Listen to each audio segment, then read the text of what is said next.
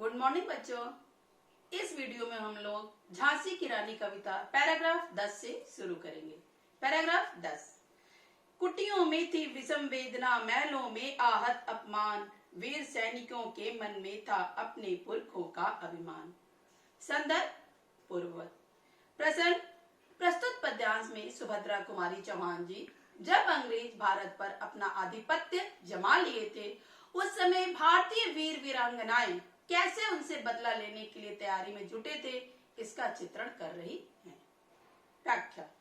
कुटियों में थी विषम वेदना, महलों में आहत अपमान। जो कुटियों में रहने वाले लोग थे वो अंग्रेज जब भारत पर अपना आधिपत्य कर लिए थे उस समय बहुत दुखी थे, और महलों में रहने वाले लोग अपमानित महसूस कर रहे थे। वीर सैनिकों के मन में था अपने पुरखों का अभिमान। यद्यपि कि उस समय जो हमारे भारतीय सैनिक थे वो अंग्रेजों के सामने कमजोर साबित हो रहे थे, लेकिन उन सैनिकों के मन में अपने पूर्वजों का जो अभिमान था, जो गर्व था, वो कूट कूट के भरा हुआ था। नाना धुंधु पंत पेशवा जुटा रहा था सब सामान, और अपने पूर्वजों के उस गर्व को, उस अभिमान को, उस स्वर्णमय इतिहास को वापस लाने के लिए नाना धुंधु पंत पेशवा आदि सभी लोग मिलकर युद्ध के लिए आवश्यक सामग्री जुटाने में लग गए थे। बहन छबेली ने रणचंडी का कर दिया प्रकट आवाहन। जो बहन छबीली थी, लक्ष्मीबाई के बचपन का नाम है बहन छबीली। तो जो बहन छबीली थी वो प्रत्येक भारतीय नारी के अंदर छुपे हुए चंडी रूप को जगाने में लग गई थी, अर्थात वह भारतीय नारियों को सैन्य प्रशिक्षण देकर सेना में अपने शामिल कर रही थी। हुआ यज्ञ प्रारंभ, उन्हें तो सोई ज्योति जगानी थी। इस प्रकार दुर्गा का आवाहन करने के लिए यज्ञ प्रारंभ हो गया, किंतु यह यज्ञ तो एक बहाना था। वास्तव में प्रत्येक भारतीयों के अंदर आजादी को प्राप्त करने की ज्योति जगाना था, अर्थात आजादी को प्राप्त करने का जज्बा जगाना था। बुंदेले हर बोलों के मुंह, हमने सुनी कहानी थी, खूब लड़ी मर्दानी, वह तो झांसी वाली रानी थी। सुभद्रा कुमारी चौहान जी कह रही हैं, हरबोलों जाति के लोगों के मुंह से हमने ये किस्से कहानी सुना है कि झांसी की रानी युद्ध भूमि में मर्दों के समान बहादुरी से लड़ी। अब पैराग्राफ 11। महलों ने दी आग, झोपड़ी ने ज्वाला सुलगाई थी, यह स्वतंत्रता की चिंगारी अंतरतम से आई थी। झांसी चेती, दिल्ली चेती, लखनऊ लपटे छाई थी, मेरठ कानपुर पटना ने भारी धूम मचाई थी। संदर्भ पूर्ववत। प्रश्न। प्रस्तुत पद्यांश में सुभद्रा कुमारी चौहान जी बता रही हैं कि जब अंग्रेज भारत पर अधिकार कर लिए थे तब किस प्रकार धीरे धीरे एक एक राज्य अंग्रेजों का विद्रोह करने के लिए तत्पर हो रहे थे। व्याख्या।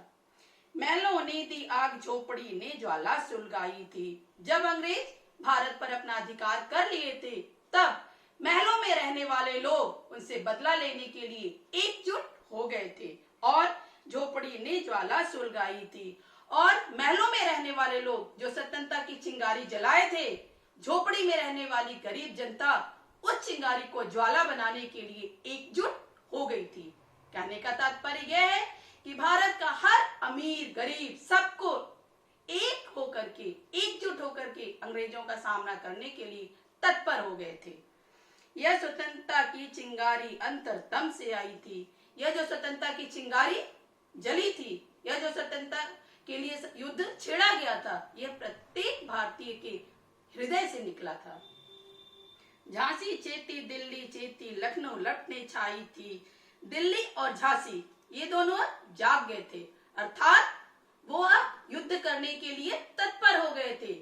पूरे एड़ी चोटी का जोर लगा दिए थे, और उनकी बात सुनकर, दिल्ली और झांसी के बारे में सुनकर जानकर लखनऊ वाले भी अब पूरी तैयारी में लग गए थे। मेरठ कानपुर पटना ने भारी धूम मचाई थी।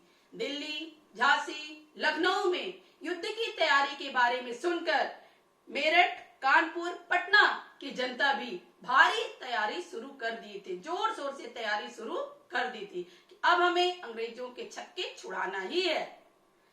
जबलपुर कोल्हापुर में भी कुछ हलचल उकसानी थी, किंतु ऐसी स्थिति में जबलपुर और कोल्हापुर की जनता अभी चैतन्य नहीं हुई थी। उनको चैतन्य करना था, उनके अंदर जज्बा जगाने की आवश्यकता थी।